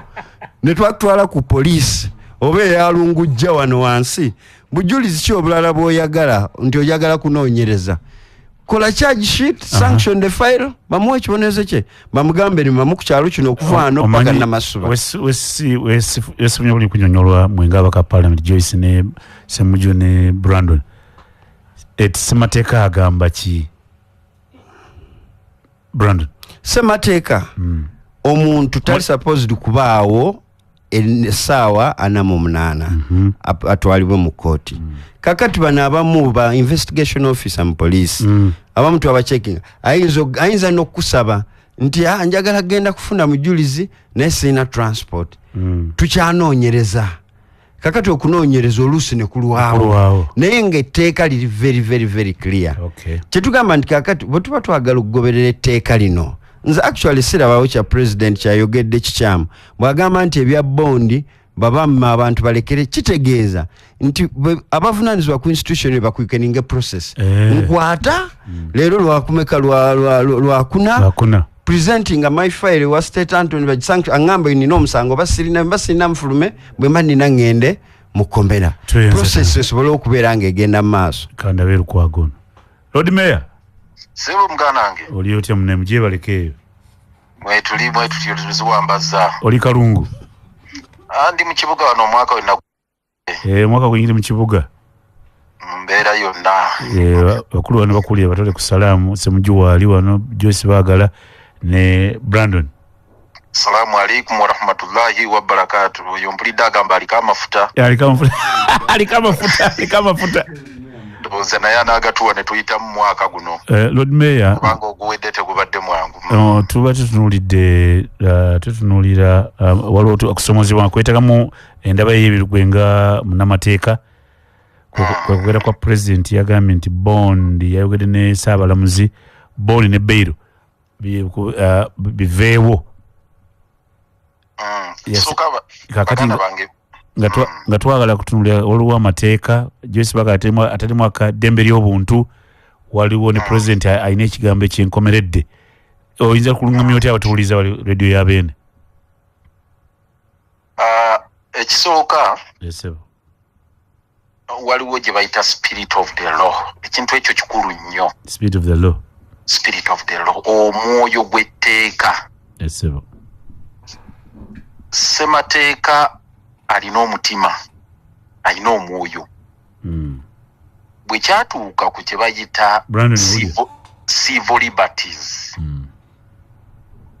ne criminal justice system mu Uganda, omwoyo gwa Ssemateeka gwagamba ne bwe bakwata n'enkoko ng'erina amagi gebadde maamira, toobe ng'osingisiddwa omusango okutuusa ng'omaze kuwozesebwa. Naye bakutte n'enkoko n'amagi gaayo nga Brandon bwayogedde. Nakuwadde nnyo bwe mpulidde legislator nga Brandon ng'agandi bakwata n'enkoko n'amagi n'obwana oba n'obwana ate oba okyawoza ki? Ninga eggwanga lino nga liri mu bulabe. Ono ali mu parliament. Yes. Ayisa amateeka. Ayisa mateeka. Ali kakiiko k'amateeka ate. Akakiiko k'amateeka akimanyi bulungi nti principle omwoyo omukulu ogufuga ssemateeka waffe gugamba an accused person shall be presumed innocent until proved guilty. Abe bazungu abatali Bafalansa. Be bazungu abatali Bafalansa. Awe wava principle egamba nti omuntu oyo muwe bail, muwe bondi kubanga talina musango ne oba mukutte n'ekizibiti ne oba mukutte na ki. General abiganye ebyo. Yes. General abiganye. General kati mu kubigaana we yakoze kye bayita abrogation of the constitution. Okuyisa olugaayo mu ssemateeka n'okujja overthrow. Mu ssemateeka mu nnyingo ey'okusatu mulimu omusango gwe bayita treason. Nti omuntu yenna ayisa olugaayo mu ssemateeka abaziza omusango gwe bayita treason aba alidde mu nsi y'olukwe. Okujjako nti ye president tavunaanibwa ng'akyali mu ofiisi naye tekitegeeza nti omusango aba teyaguzizza. Tumulinze. Bail ne bond bw'ogenda mu article ya 23 baabiteekawo okuteekawo embeera ya civil liberties nti omuntu yenna musango ki gwonna gwe bakuvunaanibwa mulimu mitendera butendera nti eno capital offense simanyi eno felony oba eno misdemeanor naye nga bail ne bondi biri ku musingi ogwo nti omuntu emaaso g'amateeka oba tolina musango oba oli innocent okutuusa nga kooti emaze okukusingisa. Eddembe ly'omuntu liyingiramu lityawo Lord Mayor. Kakati awo eddembe olimu ti oli kugenda mu article eya 28. In fact zombi article ya 23 ne ya 28 the right to a fair hearing. Nti onowulirizibwa otya nga okufuna kibaita right to a fair hearing. Onowulirizibwa onofuna otya okwewolerezaako obulungi nga toweereddwa mwaganya gweteekateeka kwewozaako. Oyinza okubeera mu kkomera nga tosobola gye bali nga tosobola kutuukirira looya. Ekituufu. Ng'ate tosobola nakubanga buli looya wo buli ddakiika gyeyo mu kkomera. Ne kitegeeza nti omuntu oyo asobola okubanga ava bweru ng'asobola okubeera ng'asinkana looya we. Abalala abalwina obulwadde medi newunyiza nnyo omukulu w'ebboozi w'eggwanga obutamanya nti bayinza okukukwata ne bakuteeka ku poliisi ng'oli ku ddagala lya sukaali erya pureesha naye nga gwe bakwata ogenda nalyo ku ssaawa eyo. Toba nalyo. Kakati mulimu era we bakirabira Ssemujju kyabadde agamba nti kibeera discretional era mu Police Act poliisi baba obuyinza mpulidde oyo agamba Brandon nti ono ye commander in chief abiweze eggwanga lyonna abawako buyinza oli ali ku police station bayinza omuleetera omuntu ng'agenda mufiira mu ngalo nga bamuvunaana omusango. Musajja mukadde wa myaka 98 bamugamba yakutte omwana ku kyalo naye ng'omusajja oyo alina ekirwadde kya sukaali alina pureesha oba alina ki alina okubeera ku ccupa. Omukolo otya mu kalwaliro k'omukyalo tosobola namutwala ku ddwaliro lya poliisi oba erya gavumenti oba wa wonna. Muwe bondi abooluganda bamutwale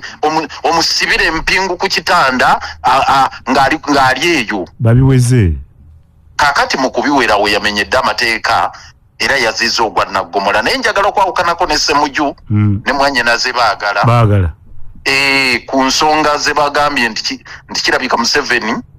ayina gye yalidde nabo Christmas ne bamuloopera ababbi b'enkoko n'ente ku byalo. Ekyo sirowooza nze nti kyekituufu. Wabeerawo statements ezikolebwa ng'ofunye occasion ng'ofunye embeera n'ogaakankozese kino mpiseewo obubaka. Lord Mayor gwe nga munnamateeka waluka nfe tutambulirako nti kigambo kya president kyekiba libateeka kati nti yafuuse etteeka ekyo kirungamya otya? Mbadde nsoma ku page ey'okutaano awo ku Daily Monitor bw'oba omulina. Era gwe mbadde nsoma ono. Genda ku page ey'okutaano ojja kulaba mukulu Kituma Lusoke. Ono omwana gwe basibye adde ku mpimu ndabira page esooka. Naye ku page ey'okutaano Kituma Lusoke gwali ayogera omwogezi wa poliisi. Agamba nti the order ya president eri non-negotiable. Anti ekyo kyenkugambye nange. It is not negotiable. Era batandikidde oddo giteeka mu nkola. Kyenkugambye Lord Mayor. Kakati waliwo gye bayita police state. Ekigambo kya president libateeka. Anti kyenkugambye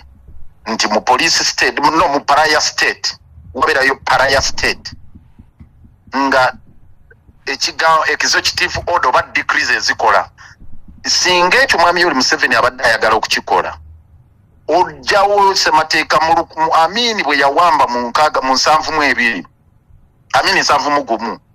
yajjawo ssemateeka wa gundi yamususpending Obote ow'enkaaga mu 7 n'agamba tewali ssemateeka tewali parliament n'agamba tewali ebibe ne bya judicial ebikibi byakuwoza ebyo n'afulumya decree kakati mwami Yoweri Museveni kino kinakola kitya abadde ayina kufulumya decree najjawo bino ebya police act najjawo ssemateeka ng'ayina kukolera ku decree singa abadde ayagala ekyo kikole mu mateeka osobola okukikola ng'okozesa decree ne police chief naye akikugambye kakati police chief uno ye agambye nti yasaze butasagoberera ssemateeka agoberera kya mukama we eyo constitutional order ebeweddewo si byakuteesaako eyo constitutional order ebeweddewo era kyemadde njagala okugenda mu ye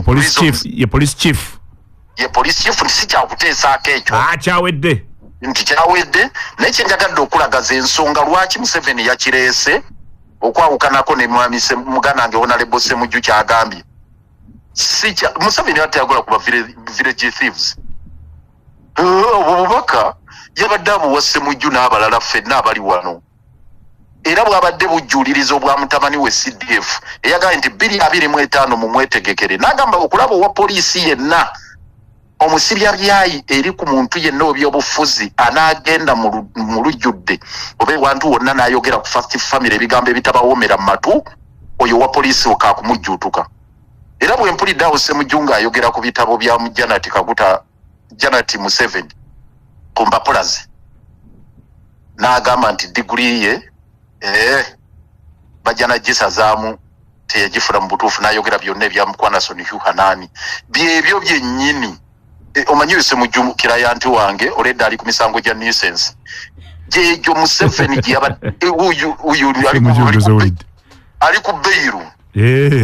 ali ku beiru kati Museveni yabadde yagamba toddamu kuwa bantu abo Ssemujju oba omuguddeko musango gwa nuisance oba omuguddeko musango gwa sectarianism oba omuguddeko musango gwa kubanga omwaka gwe tuyingiddemu bagenda kwongera kumyumyula gwa byabufuzi nomination za mu September kugenda kubeeramu ebyobufuzi obwo obubaka tebwabadde bwababbi babo nkoko z'amagi zimaamira simanyala za bwana ebyo bwabadde bubaka bugenda eri ba byabufuzi era kituma Lusoke kyagamba nti kati Kaabe Besigye gyali General Court Martial teyinamuwa kuba bakimanyi nti tusobola okulwana nava mu General Court Martial ne tudda mu kooti eza bulijjo kyagambye nti ne bw'aba avudde mu kooti ey'amagye ne bamutwala mu zino kooti eza bulijjo ez'abantu agamba yayogedde dda ne Winnie Doro n'amugamba neeyo toddamu okuwa omuntu yenna bbeeyo omwaka ogwogerako ekiguno butandise gwe guno gwennyini gwe njogerako nti 2025 gugenda gwakubeera gwabusibira mu bbwa Museveni kye yagambye Muhoozi kye yagambye nti bannayuganda mwesibe 2 gugenda kubeera gwabusibira mu bbwa gwe waluulovulolo okoze otya anti gundi yagambye nti naye yakozesa kigambo rule of law General Muhoozi yagambye nti tugenda kulaba kye bayita rule of law naye ekyo kye yadde ayogera kye bayita rule by law era kye tugenda okulaba rule by law byanjawulo rule by law kukozesa oluteekateeka n'olukujjukujju ate rule of law kwe kukozesa omutima omulungi newe kibanga tekirina mu buwandiike mu tteeka ku byombi oyagala ki kiraba bulungi nnyo nti ne bwe kitaba mu muteeka nti Lukwago gwe made nsereko w'ekkobe tebalina bwe bakiwandiika nti tolyanga ekkobe naye tosobola bw'oliraba wamanyi beruwooma nze nali nze ndya ekkobe ndirya gwe tolirya kati ye rule of law olya ekkobe ekkobe ndirira ddala ate eriyo Ssaabasajja Kabaka wangaale eddakiika zino ziri 16 zokka zibalayo ziri kati ziri 15 zibulayo okwera essaawa 3 bana bamasimu era zikyaganya okukola essimu era mu kikwano zoma teziyita musijja bafuna Lubiri n'abagira primary school bakutegeeza nti abantu mwenna baagala abaana mu kusoma mu Lubiri n'abagira primary school omwaka 2025 gwe tulimu interviews n'okuwandiisa abaana kugenda mu maaso babaga mujje muleeta abaana bawandiise basome ebyenjigiriza byawono bya mulembe ddala simulirwa abayizi omusingi omulungi bayindisa abaana mu bibiina byonna batandikira ku nassale Lubiri n'abagereka primary school gwayagala okubuwanisa omwana jangu balina kompyuta ezijjudde obulungi bafusaamu amaanyi mu byobulimi saako ebyemikono gwayagala okuleeta omwana omumuleete mu Lubiri nolwabeene yingira ku mulyango guliyo guli eri mu Ndeeba batandika dde okubuwanisa omwana abaana banasoma guno omwaka bali ku ssimu 0782 75 244 0753 945 Jenna Harbors bakola Covidex era bakola Covidex bakulirwa company ekulirwa Professor Ogwang balina eddagala eppya ery'omulembe erya infections zitawanya nnyo abakyala abaami n'abaana abato ebizimba mu nseke n'eby'abaana amagumba agaluma abakadde bajjanjaba akafuba akasiiwa ekifuba ekikalu mu baana n'abantu abakulu bajjanjaba asima pressure sukaali prostate asumwa ennyo abaami naddala ensangi zino eddala no lyonna balisembeza okumpi wooli eryaki erya pressure erya sukaali erya asima erya magumba endwadde ziruma abaana abato n'abakulu abeeyo enansana mugende kuttana mu maaso ga Sam's Crisps emutungo mu maaso ga Mogis Hotel oyereko mu maaso ga meters si nnyingi ekyokuba balaba enamugonga wakava kubajulizi opposite Angelina Hospital ku kazimba akapya mukono Sentinel okulira na mukono eddagala lino balinaanye Centenary Bank ensamba kwekereza y'abakatoliki wali oyise ku gate ng'oyambuka dderinga emakindye ali obutiitiawo ku mukono ogwa kkono awo ojja balaba Esambya ngambe bwe bali awo ate Ntinda ku Kiwatule Road maaso ga Kigowa Road Hoyimana temujja Kampala mugende ku Duhanga roundabout Footpath Kasese wagulu National Housing Finance Bank okole ku simu aba Jenna Harbors bali ku 0705 83 23 oba 0772 03 2 mungeri yemu Katie and Beyond etegeeza bonna abadigize ndina kuzomuzija kubeera nga 10 Hotel Serena ejja okubeera mwana muwala Spice Diana nga ku Serena nga kubendongo kuyinga 15 booking mangu meza milioni 3 bwato Katie and Beyond abategeeza mujje mulabe ku sikulaba oli ku Spice Diana inga jabuze myaka je 10 nga ali mu ndongo mujje booking bukyali kusikujja okuyimira mupitire gundi bwinga tiketi y'omangu bude bukyali osobola jola kula ku Spice Diana azomujja kubeera 18 balanzo bude bukyali mujje twemaleke na kumpola mpola batuge mwaka gwa byafu rodimero gwa myaka byafuzi na bondi zizo bagenda bazijjeewo Brandon tufuna 2025 musubira mu ki political and economically okusookera ddala mbyenfuna ate nembye abantu balikoze bati ebyofuzi batuwadde okubyokulabirako bingi kintu okusookera ddala Uganda ng'ensi eri private sector led country Lord Mayor mulide munamateeka Lord Mayor mulide namateeka era namateeka atubunyonyodde kati bwe namuteekako amafuta gano ge nafunye ajja kwongera okulungamya ensonga ongambye omwaka guno 2025 tugulaba kutya mu byenfuna n'ebyofuzi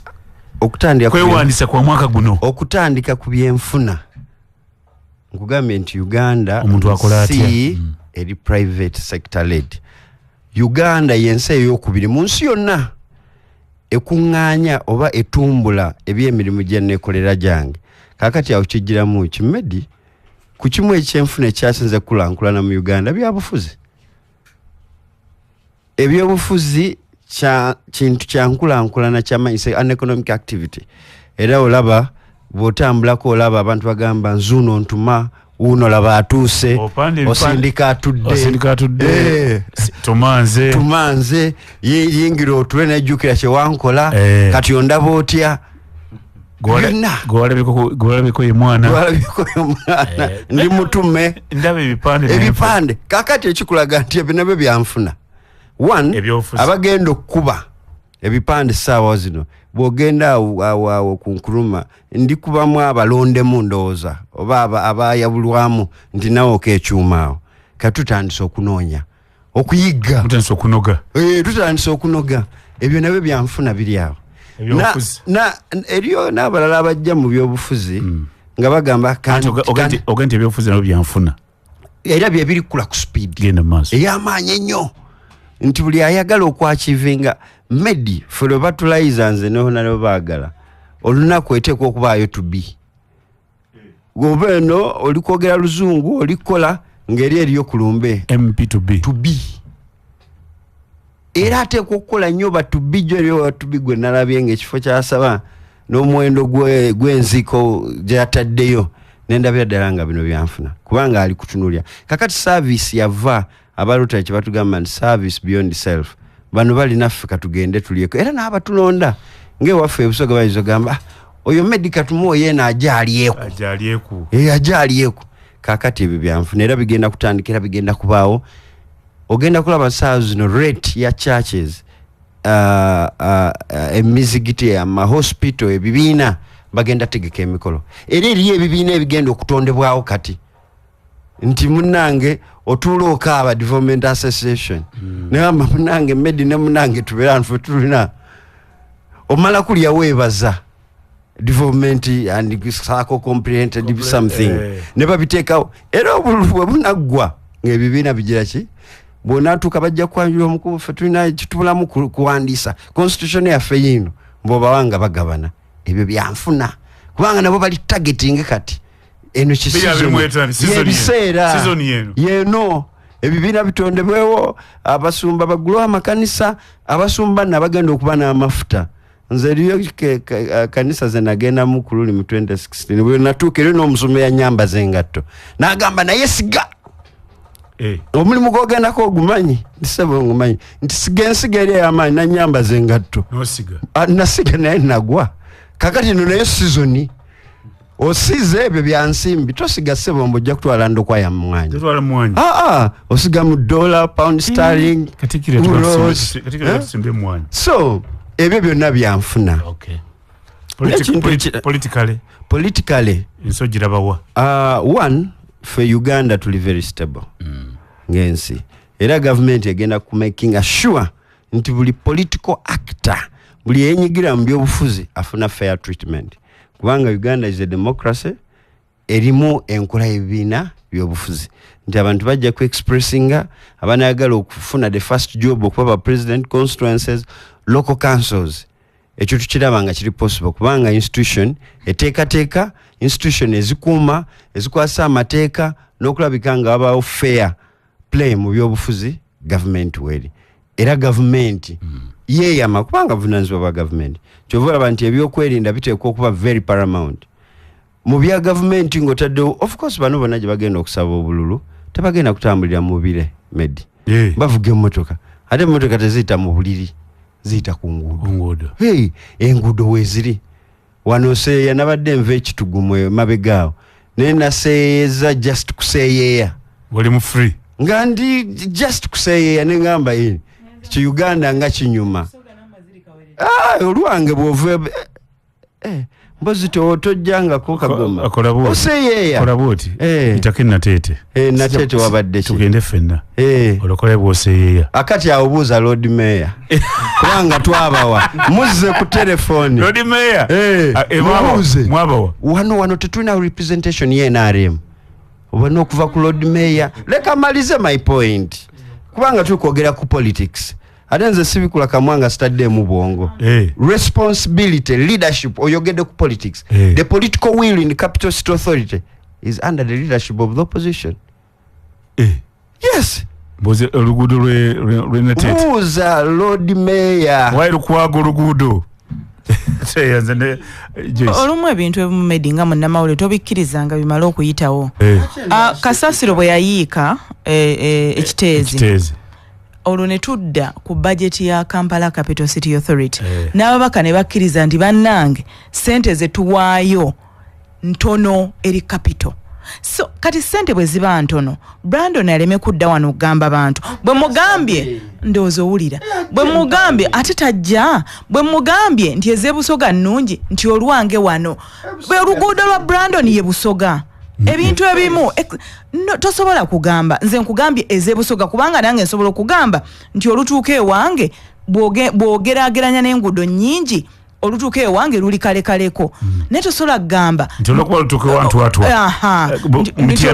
mityana ali bulungi ekyo tekibeera kya bwenkanya tebubeera mazima naye n'ekirala Brandon yandiba omutuufu sijja nze ngaali wano mu Buganda nja kuba ndyazaamaanyizza abantu ba Buganda bwe nzira kuno ne ŋŋamba ti enguudo eziri mu Buganda nnungi era nakyogerako wano Medi nti wano Buganda we wasinga okuva omusolo omungi naye wasinga okubeera enguudo embi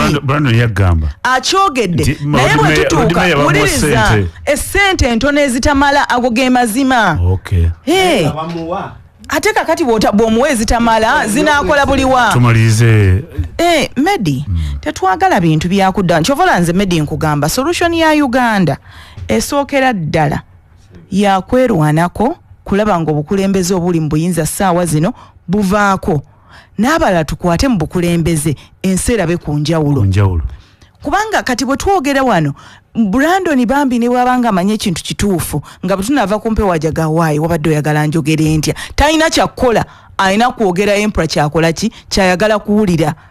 n'olwekyo nga tugenda 2025 tumutandise ogedde ku byenfuna njala kubiriza abantu ba Ssaabasajja